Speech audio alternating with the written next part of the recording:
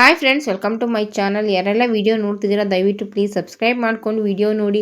ಇದ್ರದ್ದು ಕಟ್ಟಿಂಗ್ ವಿಡಿಯೋನ ನಾನು ವಿಡಿಯೋದಲ್ಲಿ ಹಾಕಿದ್ದೀನಿ. ಇವಾಗ ಸ್ಟಿಚಿಂಗ್ ವಿಡಿಯೋನ ಹಾಕ್ತಿದ್ದೀನಿ. ಯಾವ ರೀತಿ ಎಲ್ಲ ಕ್ಯಾನ್ವಾಸ್ನ ಕಟ್ಟಿಂಗ್ ಮಾಡ್ಕೊಂಡಿದ್ದೀನಿ ಅನ್ನೋ ವಿಡಿಯೋನ ಹಾಕಿದ್ದೀನಿ. ಒಂದ್ಸಲ ನೋಡಿ. ಆ ವಿಡಿಯೋನ ನೋಡಿ ಈ ವಿಡಿಯೋನ ನೋಡಿದ್ರೆ ನಿಮ್ಗೆ ಅರ್ಥ ಆಗುತ್ತೆ. ತುಂಬ ಜನ ಇತ್ತೀಚೆಗೆ ಡಿಸೈನ್ಸ್ ವಿಡಿಯೋ ಹಾಕಿ ಅಂತ ಕೇಳ್ತಿದ್ರಿ, ಹಾಗಾಗಿ ಡಿಸೈನ್ಸ್ ವಿಡಿಯೋನೇ ಹಾಕ್ತಿದ್ದೀನಿ. ಇವಾಗ ನೋಡಿ, ಮೊದಲಿಗೆ ಕ್ಯಾನ್ವಾಸ್ ಯಾವ ರೀತಿ ಎಲ್ಲ ಕಟ್ ಮಾಡ್ಕೊಂಡಿದ್ದೆ ಅದನ್ನೆಲ್ಲ ಲೈನಿಂಗಿಗೆ ಅಂಡಿಸ್ಕೊಂಡಿದ್ದೀನಿ ನೀಟಾಗಿ. ದಾರಾನು ಕೂಡ ಮಾಡ್ಕೊಂಡಿದ್ದೀನಿ. ಸ್ಲೀವ್ಸಿಗೆ ಡಿಸೈನು, ಬ್ಯಾಕಿಗೆ ಡಿಸೈನು, ಫ್ರಂಟಿಗೆ ಡಿಸೈನ್ ಎಲ್ಲದನ್ನು ಕೂಡ ಕಟ್ ಮಾಡ್ಕೊಂಡಿದ್ದೀನಿ.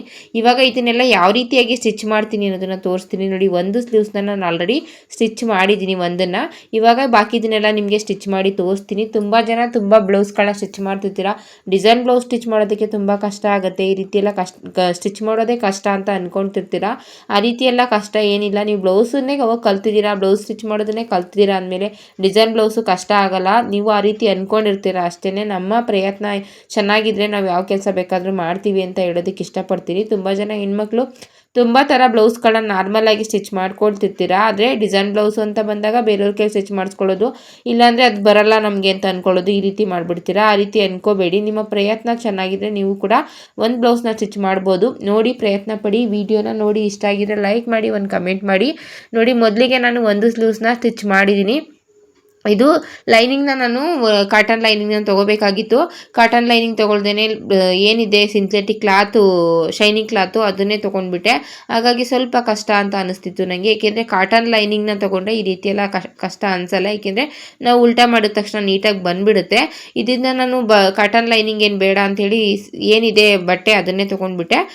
ನೀವು ಆ ರೀತಿ ಎಲ್ಲ ಸ್ಟಿಚ್ ಮಾಡಬೇಕಾದ್ರೆ ಆದಷ್ಟು ಕಾಟನ್ ಲೈನಿಂಗ್ನ ತೊಗೊಳ್ಳಿ, ಚೆನ್ನಾಗಿರುತ್ತೆ. ಇವಾಗ ಸ್ಲೀವ್ಸ್ನ ತೊಗೊಂಡು ಮಧ್ಯ ಮಾರ್ಕ್ ಮಾಡ್ಕೊಂಡಿದ್ದೀನಿ ನೋಡಿ. ಈ ರೀತಿಯಾಗಿ ಮಧ್ಯ ಮಾರ್ಕ್ ಮಾಡಿಕೊಂಡು ಇವಾಗ ನಾನು ಏನು ಸಪ್ರೇಟಾಗಿ ಕ್ಯಾನ್ವಾಸ್ನ ರೆಡಿ ಮಾಡ್ಕೊಂಡಿದ್ದೀನಿ ಅದನ್ನು ಸೆಂಟ್ರಿಗೆ ಅದನ್ನು ಕೂಡ ಮಧ್ಯ ಮಾರ್ಕ್ ಮಾಡಿಕೊಂಡು ಅದನ್ನು ನೀಟಾಗಿ ಇಟ್ಕೋತೀನಿ. ಈ ರೀತಿಯಾಗಿ ಇಟ್ಕೋತೀನಿ. ಕೆಳಗಡೆ ಸ್ವಲ್ಪ ಬಟ್ಟೆನ ಬಿಟ್ಟಿದ್ದೀನಿ, ಕ್ಯಾನ್ವಾಸಿಂದ ಪಕ್ಕ ಸ್ವಲ್ಪ ಬಟ್ಟೆನ ಬಿಟ್ಟಿದ್ದೀನಿ. ಆ ಕ್ಯಾನ್ವಾಸಿಂದ ಬಟ್ಟೆನ ಏನು ಬಿಟ್ಟಿದ್ದೀನಿ, ಎಡ್ಜಿಗೆ, ಕ್ಯಾನ್ವಾಸ್ ಮೇಲೆ ಸ್ಟಿಚ್ ಬರಲ್ಲ, ಎಡ್ಜಿಗೆ ಸ್ಟಿಚ್ನ ಹಾಕೋತೀನಿ ನೀಟಾಗಿ. ಈ ರೀತಿ ನೀಟಾಗಿ ಸ್ಟಿಚ್ ಹಾಕೋಬೇಕಾದ್ರೆ ನೀವು ಒಂದೇ ಸಲ ಎಷ್ಟು ಸಾಧ್ಯನೋ ಅಷ್ಟು ನೀಟಾಗಿ ಸೆಂಟ್ರಿಗೆ ಕೂರಿಸ್ಕೊಳ್ಳೋ ಅಂಥ ಪ್ರಯತ್ನ ಮಾಡಿ. ಇಲ್ಲಾಂದರೆ ಆ ಕಡೆ ಈ ಕಡೆ ಆಗಿಬಿಟ್ರೆ ಅದು ಒನ್ ಸೈಡ್ ಆಗುವಂಥ ಚಾನ್ಸ್ ಇರುತ್ತೆ. ಹಾಗಾಗಿ ಮೊದಲಿಗೆ ಸೆಂಟ್ರ್ ಕರೆಕ್ಟಾಗಿದೆಯಾ ಅನ್ನೋದನ್ನು ನೋಡಿಕೊಂಡು ಆಮೇಲೆ ಸ್ಟಿಚ್ ಹಾಕ್ಕೊಳ್ಳಿ. ಮತ್ತು ಕ್ಯಾನ್ವಾಸ್ ಮೇಲೆ ಸ್ಟಿಚ್ ಹಾಕೋಬೇಡಿ. ಕ್ಯಾನ್ವಾಸ್ ಪಕ್ಕ ಏನಿದೆ ಪ್ಲೇಸು ಖಾಲಿ ಬಟ್ಟೆನ ಬಿಟ್ಕೊಂಡಿರ್ತೀವಿ ನಾವು, ಅಲ್ಲಿ ಸ್ಟಿಚ್ ಹಾಕೋಬೇಕು. ಈ ರೀತಿ ಸ್ಟಿಚ್ ಹಾಕ್ಕೊಂಡು ನೀಟಾಗಿ ಸ್ವಲ್ಪ ಬಟ್ಟೆನ ಬಿಟ್ಟು ಎಕ್ಸ್ಟ್ರಾ ಇರೋದನ್ನೆಲ್ಲ ಕಟ್ ಮಾಡಿಬಿಡಬೇಕು. ಎಕ್ಸ್ಟ್ರಾ ಇರೋದನ್ನೆಲ್ಲ ಕಟ್ ಮಾಡಿ ಆಮೇಲೆ ಉಲ್ಟಾ ಮಾಡಿದ್ರೆ ತುಂಬ ಚೆನ್ನಾಗಿ ಬರುತ್ತೆ. ನಾನು ಆವಾಗಲೇ ಹೇಳ್ದಾಗೆ ಕಾಟನ್ ಲೈನಿಂಗ್ ಆದರೆ ತುಂಬಾ ಚೆನ್ನಾಗಿ ಬರುತ್ತೆ. ಇದು ಸ್ವಲ್ಪ ಬಟ್ಟೆನ ನಾನು ತೊಗೋಬೇಕಾದ್ರೆ ಗೊತ್ತಾಗಲಿಲ್ಲ ನನಗೆ. ಪರವಾಗಿಲ್ಲ ಬಿಡು ಅಂತ ಹೇಳಿ ನಾನು ಬಟ್ಟೆ ಉಳಿದಿತ್ತು ಜಾಸ್ತಿಯಾಗಿ ಸ್ಟಿಚ್ ಮಾಡಿ ಉಳಿದಿರೋದ್ರಿಂದ ಲೈನಿಂಗ್ನ ಯಾಕೆ ತೊಗೊಳ್ಳೋದು, ಈ ಬಟ್ಟೆನೇ ಇದೆಯಲ್ಲ ಅಂತ ಅಂದ್ಕೊಂಡು ತೊಗೊಂಡ್ಬಿಟ್ಟೆ. ಸ್ಟಿಚ್ ಮಾಡುವಾಗ ಸ್ವಲ್ಪ ನನಗೆ ಕಷ್ಟ ಅಂತ ಅನ್ನಿಸ್ತು. ಏಕೆಂದರೆ ನನಗೆ ರೆಗ್ಯುಲರಾಗಿ ಅಭ್ಯಾಸ ಇರೋದ್ರಿಂದ ನನಗೆ ಪರವಾಗಿಲ್ಲ. ಆದರೆ ಹೊಸ್ದಾಗಿ ಯಾರು ಪ್ರಯತ್ನ ಪಡ್ತಿದ್ರೆ ಕಾಟನ್ ಲೈನಿಂಗ್ನೇ ಎಕ್ಸ್ಟ್ರಾ ಪೀಸ್ಗೆ ಕಾಟನ್ ಲೈನಿಂಗ್ನೇ ತೊಗೊಳ್ಳಿ, ಪಾಲಿಸ್ಟರ್ ಬಟ್ಟೆನೆಲ್ಲ ತೊಗೋಬೇಡಿ. ನೋಡಿ, ಈ ರೀತಿಯಾಗಿ ಇಟ್ಕೊಂಡು ಇವಾಗ ಉಲ್ಟಾ ಮಾಡ್ತಿದ್ದೀನಿ, ನೀಟಾಗಿ ಉಲ್ಟಾ ಮಾಡ್ತಿದ್ದೀನಿ. ಎಲ್ಲದನ್ನು ಕೂಡ ಸ್ಟಿಚ್ ಮಾಡ್ಕೋತೀನಿ. ಮೊದಲಿಗೆ ಸ್ಟಿಚ್ ಮಾಡಿಕೊಂಡು ಒಟ್ಟಿಗೆ ಎಲ್ಲದನ್ನು ಕೂಡ ಐರನ್ ಮಾಡ್ಕೋತೀನಿ.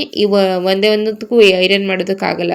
ಇವಾಗ ಸ್ಲೀವ್ ಸ್ಟಿಚ್ ಮಾಡಿದೆ ಅದನ್ನು ಐರನ್ ಮಾಡ್ಕೋಬೇಕು, ನೆಕ್ ಸ್ಟಿಚ್ ಮಾಡಿದೆ ಅದನ್ನು ಐರನ್ ಮಾಡ್ಕೋಬೇಕು. ಆ ರೀತಿ ಮಾಡ್ಕೊಳ್ಳೋದಕ್ಕಿಂತ ಮೊದಲಿಗೆ ಸ್ಲೀವ್ಸು, ಫ್ರಂಟು, ಬ್ಯಾಕು ಎಲ್ಲದನ್ನು ಕೂಡ ಮೊದಲು ಸ್ಟಿಚ್ ಹಾಕೊಂಡು ಬಿಡ್ತೀನಿ, ಆಮೇಲೆ ಐರನ್ ಮಾಡ್ಕೋತೀನಿ. ತೋರಿಸ್ತಿದ್ದೀನಿ ನಿಮಗೆ ಯಾವ ರೀತಿ ಬರ್ತಿದೆ ಅಂತ ನೋಡ್ಕೊಳ್ಳಿ. ಇವಾಗ ನಾನು ಬ್ಯಾಕ್ನ ಸ್ಲೀವ್ಸ್ನ ಎರಡನ್ನೂ ಕೂಡ ಸ್ಟಿಚ್ ಮಾಡಿದ್ದೀನಿ. ಇವಾಗ ನಾನು ಫ್ರಂಟ್ನ ತೋರಿಸ್ತೀನಿ ನಿಮಗೆ ಯಾವ ರೀತಿಯಾಗಿ ಸ್ಟಿಚ್ ಮಾಡ್ತೀನಿ ಅಂತ. ಈ ಥರದ್ದು ಆಲ್ರೆಡಿ ಒಂದು ನಾನು ಸ್ಟಿಚ್ ಮಾಡಿ ಕೊಟ್ಟಿದ್ದೀನಿ. ಅದನ್ನು ಇಷ್ಟಪಟ್ಟು ಇನ್ನೊಬ್ಬರು ಇದೇ ಥರ ಸ್ಟಿಚ್ ಮಾಡಿಸ್ಕೊತಿದ್ದಾರೆ. ವಿಡಿಯೋದಲ್ಲಿ ಕೂಡ ಹಾಕಿದ್ದೀನಿ ನೋಡಿ, ಬೇಕಾದ್ರೆ ಹಳೆ ವಿಡಿಯೋದಲ್ಲಿ ಇದೆ, ಕ್ರಾಪ್ ಟಾಪ್ ಇದು. ಇವಾಗ ಮಧ್ಯ ಮಾರ್ಕ್ ಮಾಡ್ಕೊತಿದ್ದೀನಿ. ಏನಿದೆ ಮುಂದೆ ಪ್ರಿನ್ಸಸ್ ಕಟ್ ಮಾಡ್ಕೊಂಡಿದ್ದೀನಿ. ಬ್ಲೌಸ್ ಪೀಸನ್ನು ಕೂಡ ಮಧ್ಯ ಮಾರ್ಕ್ ಮಾಡಿಕೊಂಡೆ. ಇವಾಗ ಕ್ಯಾನ್ವಾಸ್ ಕಟ್ ಮಾಡ್ಕೊಂಡಿದ್ದೀನಲ್ಲ ಅದನ್ನು ಕೂಡ ಮಧ್ಯ ಮಾರ್ಕ್ ಮಾಡಿಕೊಂಡು ಒಂದೊಂದು ಮ್ಯಾಚ್ ನೋಡ್ಕೊತಿದ್ದೀನಿ. ಏನು ಮ್ಯಾಚ್ ಹೊಡ್ಕೊಂಡಿದ್ದೀನಿ ಅದನ್ನು ಸೆಂಟ್ರಿಗೆ ಇಟ್ಕೊತೀನಿ ನೀಟಾಗಿ. ನೋಡಿ, ಈ ರೀತಿಯಾಗಿ ಇಟ್ಕೊಂಡು ಅದಕ್ಕೆ ಮಧ್ಯ ಒಂದು ಹೊಲಿಗೆನ ಹಾಕ್ಕೊಂಡು ಆಮೇಲೆ ಸುತ್ತ ನೀಟಾಗಿ ಹೊಲಿಗೆನ ಹಾಕೋತೀನಿ. ಯಾವಾಗಲೂ ಹೇಳ್ತಾ ಇರ್ತೀನಿ, ಕ್ಯಾನ್ವಾಸ್ ಮೇಲೆ ಸ್ಟಿಚ್ ಹಾಕಬೇಡಿ. ಕ್ಯಾನ್ವಾಸಿಂದ ಪಕ್ಕ ಏನು ಬಿಟ್ಕೊಂಡಿರ್ತೀವಿ ಬಟ್ಟೆ ಅದ್ರ ಮೇಲೆ ಸ್ಟಿಚ್ ಹಾಕಿ. ವಿಡಿಯೋ ಆಗ್ತಿದೆ ಅಂತ ತಿಳ್ಕೊಂಡು ನಾನು ಕೆಲಸನ ಮಾಡ್ತಿದ್ದೆ, ಆದರೆ ಅದು ವಿಡಿಯೋ ಆಗೇ ಇಲ್ಲ.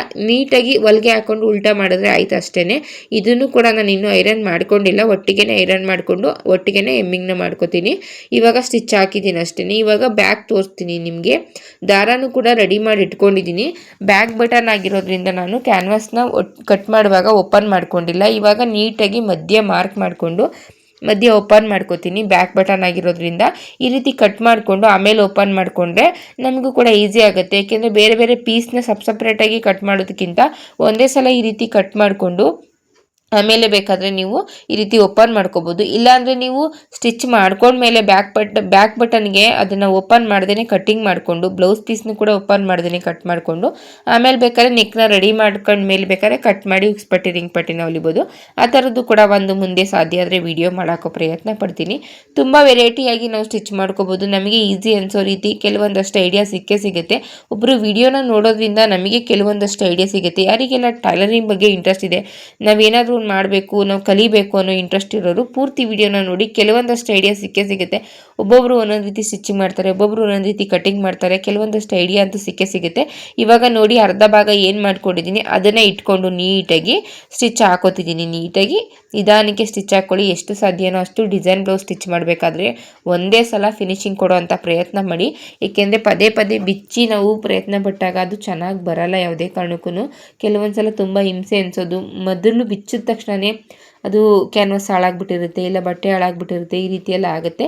ಇವಾಗ ನೋಡಿ ಸ್ವಲ್ಪ ಬಟ್ಟೆನ ಈ ರೀತಿ ಎತ್ತಿ ನಾನು ದಾರಾನು ಕೂಡ ಅಲ್ಲಿಗೆ ಕೊಟ್ಕೊಂಡು ಬಿಡ್ತೀನಿ ಒಟ್ಟಿಗೆ. ಸುಮಾರು ವಿಡಿಯೋದಲ್ಲಿ ಈ ರೀತಿಯಾಗಿ ದಾರ ಕೊಡೋದನ್ನು ಕೂಡ ತೋರಿಸ್ಕೊಟ್ಟಿದ್ದೀನಿ. ಈ ರೀತಿಯಾಗಿ ದಾರ ಕೊಡೋದ್ರಿಂದ ಫಿನಿಶಿಂಗ್ ಅನ್ನೋದು ತುಂಬ ಚೆನ್ನಾಗಿ ಬರುತ್ತೆ. ಉಲ್ಟಾ ಮಾಡಿ ಎಳೆದ ತಕ್ಷಣ ನೀಟಾಗಿ ದಾರಾನು ಕೂಡ ಬರುತ್ತೆ, ಮತ್ತು ಅಲ್ಲಿ ಏನಿದೆ ಶೇಪ್ ಅದು ಕೂಡ ತುಂಬ ಚೆನ್ನಾಗಿ ಬರುತ್ತೆ. ಎಷ್ಟು ಸಾಧ್ಯನೋ ಅಷ್ಟು ಒಂದೇ ಸಲ ಹೊಲಿಗೆ ನಾವು ಏನು ಹಾಕ್ತೀವಿ ಕ್ಯಾನ್ವಾಸಿಂದ ಡಿಸೈನ್ ಮಾಡುವಂಥದ್ದು ಒಂದೇ ಸಲ ನಾವು ನೀಟಾಗಿ ಸ್ಟಿಚ್ ಹಾಕೊಂಡ್ರಿಂದ ನಮಗೆ ಪದೇ ಪದೇ ಬಿಚ್ಚುವಂಥ ಅವಶ್ಯಕತೆ ಇರಲ್ಲ, ಮತ್ತು ನೀಟಾಗಿ ಫಿನಿಶಿಂಗ್ ಅನ್ನೋದು ಕೂಡ ಬರುತ್ತೆ. ಹಾಗಾಗಿ ಹೇಳ್ತಿದ್ದೀನಿ, ಮೊದಲಿಗೆ ನೀವು ನೀಟಾಗಿ ಇಟ್ಕೊಂಡು ಒಂದೇ ಸಲ ಹೊಲಿಗೆ ಅನ್ನೋದನ್ನು ಆ ಶೇಪ್ ಏನಿದೆ ಅದಕ್ಕೆ ನೀಟಾಗಿ ಬರೋ ರೀತಿ ಹೊಲಿಗೆನ ಹಾಕ್ಕೊಳ್ಳಿ. ಬಿಚ್ಚಿದ್ರೆ ಆ ಕ್ಯಾನ್ವಾಸ್ ಹಾಳಾಗೋದು, ಮತ್ತು ಇನ್ನೊಂದು ಕ್ಯಾನ್ವಾಸ್ನ ಕಟ್ ಮಾಡ್ಕೋಬೇಕಾಗುವಂಥದ್ದು ಈ ರೀತಿ ಎಲ್ಲ ಆಗುತ್ತೆ. ಒಂದು ಸಲ ಫಿನಿಶಿಂಗ್ ಅನ್ನೋದು ನೀಟಾಗಿ ಬರುತ್ತೆ. ಪದೇ ಪದೇ ಅದನ್ನು ಹೊಲಿತಾ ಇದ್ದರೆ ಅದ್ರ ಶೇಪೇನೆ ಬೇರೆ ಆಗಿಬಿಟ್ಟಿರುತ್ತೆ. ಹಾಗಾಗಿ ಹೇಳ್ತಿದ್ದೀನಿ, ಎಷ್ಟು ಸಾಧ್ಯನೋ ಅಷ್ಟು ಮೊದಲಿಗೆ ಅದನ್ನು ನೀಟಾಗಿ ನೋಡ್ಕೊಂಡು ಕೆಲಸ ಮಾಡಿ. ಆವಾಗ ಫಿನಿಶಿಂಗ್ ಅನ್ನೋದು ತುಂಬ ಚೆನ್ನಾಗಿ ಬರುತ್ತೆ. ಈ ರೀತಿ ಎಲ್ಲ ಮ್ಯಾಚ್ ಹೊಡ್ಕೊಂಡು ಉಲ್ಟಾ ಮಾಡ್ತೀನಿ ನೀಟಾಗಿ. ಯಾವಾಗಲೇ ಹೇಳಿದಾಗೆ ಕ್ಯಾನ್ವಾಸ್ ಮೇಲೆ ಸ್ಟಿಚ್ ಹಾಕ್ಬೇಡಿ, ಮತ್ತು ಸ್ಟಿಚ್ಚಿಗೆ ನಾವೇನು ಮ್ಯಾಚ್ ಹೊಡಿತೀವಿ ಅದು ಸ್ಟಿಚ್ಚಿಗೂ ಕೂಡ ತಾಗಬಾರ್ದು.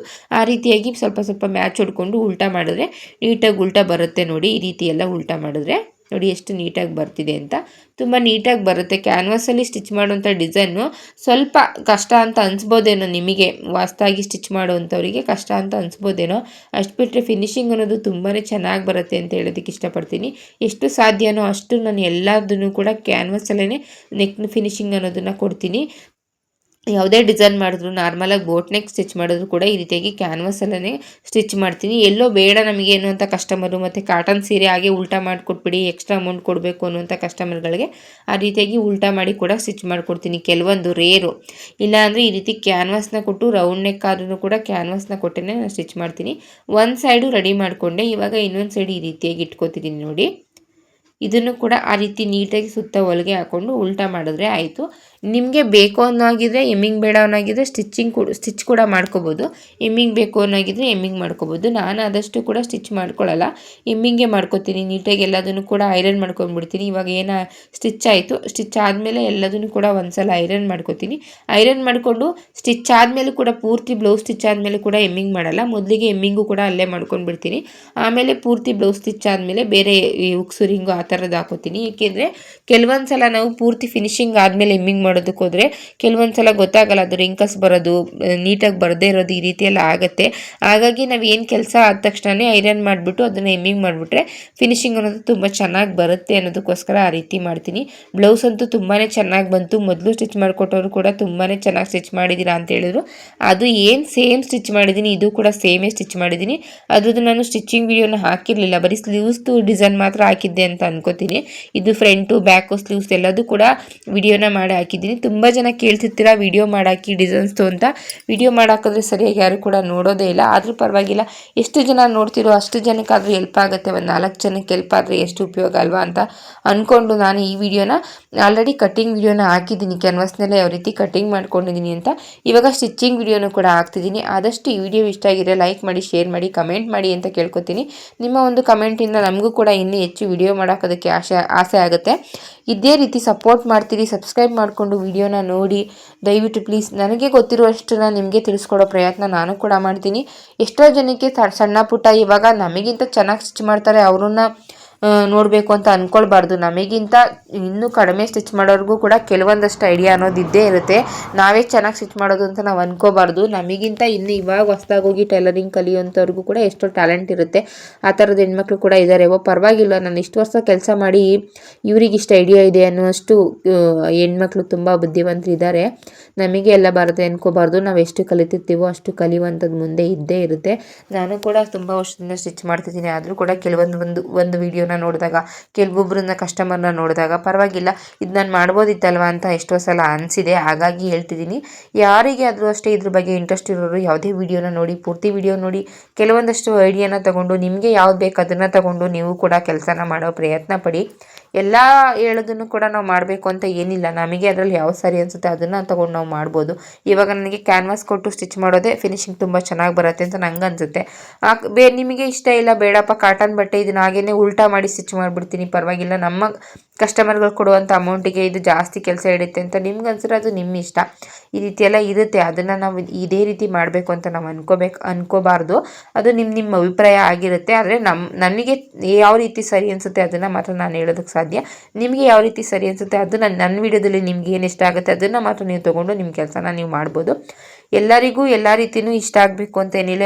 ಎಲ್ಲರೂ ನಮ್ಮ ಥರನೇ ಕೆಲಸ ಮಾಡಬೇಕು ಅಂತ ಏನಿಲ್ಲ. ಅವ್ರವ್ರ ಅಭಿಪ್ರಾಯ ಬೇರೆ ಬೇರೆ ಥರ ಇರುತ್ತೆ. ಕೆಲವೊಂದಷ್ಟು ಐಡಿಯಾ ಅಂತೂ ಸಿಗುತ್ತೆ ಒಂದು ವಿಡಿಯೋನ ನೋಡಿದಾಗ ಅಂತ ಹೇಳೋದಕ್ಕೆ ಇಷ್ಟಪಡ್ತೀನಿ. ನೋಡಿ ಯಾವ ರೀತಿ ಎಲ್ಲ ಎಮ್ಮಿಂಗ್ ಎಲ್ಲ ಮಾಡಿ ನೀಟಾಗಿ ಈ ರೀತಿ ಎಲ್ಲ ರೆಡಿ ಮಾಡ್ಕೊಂಡಿದ್ದೀನಿ. ತುಂಬಾ ಚೆನ್ನಾಗಿ ಬಂತು. ಕಸ್ಟಮರ್ ಕೂಡ ತುಂಬ ಇಷ್ಟಪಟ್ಟರು. ಕೆಳಗಡೆ ಸ್ಕರ್ಟು ಕೂಡ ತುಂಬ ಚೆನ್ನಾಗಿ ಬಂತು. ಈ ಬ್ಲೌಸು ಕೂಡ ತುಂಬಾ ಚೆನ್ನಾಗಿ ಬಂತು. ಇದು ಟಾಪು, ಅದು ಕೆಳಗಡೆದು ಸ್ಕರ್ಟ್ ಅಂತ ಹೇಳ್ತಾರೆ. ಕೆಲವೊಂದು ಕಡೆ ಒಂದೊಂದು ರೀತಿ ಒಂದೊಂದು ಥರ ಇರುತ್ತೆ ಹೇಳ್ತಾರೆ. ಇವಾಗ ಇದನ್ನು ನಮ್ಮ ಹಳ್ಳಿ ಕಡೆ ಎಲ್ಲ ಬ್ಲೌಸು ಮತ್ತು ಲಂಗ ಅಂತ ಹೇಳ್ತಾರೆ. ಮೇಲ್ಗಡೆ ಬ್ಲೌಸು ಕೆಳಗಡೆ ಲಂಗ ಅಂತ ಹೇಳ್ತಾರೆ. ಒಬ್ಬೊಬ್ಬರು ಒಂದೊಂದು ರೀತಿಯಾಗಿ ಹೇಳ್ತಾರೆ. ವಿಡಿಯೋದಲ್ಲಿ ಏನಾದರೂ ಅದನ್ನು ಆ ರೀತಿ ಹೇಳಿದ್ರು ಕೂಡ ನಿಮಗೆ ಏನಾದ್ರು ಕನ್ಫ್ಯೂಸ್ ಆಗ್ಬೋದು ಅಂತೇಳಿ ಈ ರೀತಿಯಾಗಿ ಹೇಳ್ತಿದ್ದೀನಿ ಅಷ್ಟೇ. ನೋಡಿ ಯಾವ ರೀತಿ ಬಂದಿದೆ ಅಂತ. ಫ್ರಂಟು ಬ್ಯಾಕು ಸ್ಲೀವ್ಸ್ ಎಲ್ಲದೂ ಕೂಡ ಡಿಸೈನ್ ಮಾಡಿದ್ದೀನಿ. ಕಸ್ಟಮರ್ ಕೂಡ ತುಂಬ ಇಷ್ಟಪಟ್ಟರು. ಬ್ಲೌಸ್ ಯಾವ ರೀತಿ ಬಂದಿದೆ ಅನ್ನೋದನ್ನು ಕೂಡ ತೋರಿಸ್ತೀನಿ. ಪ್ಲೀಸ್ ದಯವಿಟ್ಟು ಸಬ್ಸ್ಕ್ರೈಬ್ ಮಾಡ್ಕೊಂಡು ವಿಡಿಯೋ ನೋಡಿ. ವಿಡಿಯೋಗೆ ಒಂದು ಲೈಕ್, ಆದಷ್ಟು ಯಾರೆಲ್ಲ ವಿಡಿಯೋ ನೋಡಿದರೆ ಎಲ್ಲರೂ ಕೂಡ ಒಂದು ಲೈಕ್ ಮಾಡ್ತೀರಾ ಅನ್ಕೋತೀನಿ. ಆದಷ್ಟು ಎಲ್ಲರೂ ಕೂಡ ಒಂದು ಲೈಕ್ ಮಾಡಿ ವಿಡಿಯೋನ ನೋಡಿ ಯಾವ ರೀತಿ ಬಂದಿದೆ ಅಂತ. ಬ್ಲೌಸು ತುಂಬಾ ಚೆನ್ನಾಗಿ ಬಂತು ಅಂತ ಹೇಳ್ಬೋದು. ಲೈನಿಂಗು ಕೂಡ ಅವರೇ ತಂದುಕೊಟ್ಟಿದ್ರು ಮತ್ತು ಪೀಸು ಕೂಡ ಅವರೇ ತಂದುಕೊಟ್ಟಿದ್ರು. ಬೇಕು ಅನ್ನಾಗಿದ್ರೆ ದವಣಿ ಕೂಡ ವೇರ್ ಮಾಡಿ ಹಾಕೋಬೋದು, ಇಲ್ಲ ಹಾಗೇನೆ ಹಾಕ್ತೀನಿ ಅಂದರೂ ಕೂಡ ಹಾಕೋಬೋದು. ಕಸ್ಟಮರ್ ಯಾವ ರೀತಿ ಹಾಕೋತಾರೋ ಗೊತ್ತಿಲ್ಲ ನನಗೆ. ಅವರೇ ನನಗೆ ದವಣಿ ಎಲ್ಲ ಏನು ಕೊಟ್ಟಿರಲಿಲ್ಲ, ಬರೀ ಪೀಸ್ನ ಮಾತ್ರ ತಂದುಕೊಟ್ಟಿದ್ರು. ಈ ರೀತಿಯಾಗಿ ಸ್ಟಿಚ್ ಮಾಡಿದ್ದೀನಿ. ಕೆಳಗಡೆ ಲಂಗಾನು ಕೂಡ ಸ್ಟಿಚ್ ಮಾಡಿದ್ದೀನಿ. ಅದನ್ನು ಮುಂದಿನ ವಿಡಿಯೋದಲ್ಲಿ ತೋರಿಸ್ತೀನಿ ಯಾವ ರೀತಿ ಬಂದಿದೆ ಅಂತ. ತುಂಬಾ ಚೆನ್ನಾಗಿ ಬಂತು. ಕಸ್ಟಮರ್ ಕೂಡ ತುಂಬಾ ಇಷ್ಟಪಟ್ಟರು. ನಾನು ಆವಾಗಲೇ ಹೇಳ್ದಾಗೆ ಮೊದಲು ಸ್ಟಿಚ್ ಮಾಡಿರೋದು ತುಂಬ ಚೆನ್ನಾಗಿ ಬಂದಿದೆ ಅಂತ ಇದನ್ನು ತಂದುಕೊಟ್ಟಿರೋದು. ನಿಮ್ಗೆ ಇಷ್ಟ ಆಗಿರೋ ಲೈಕ್ ಮಾಡಿ.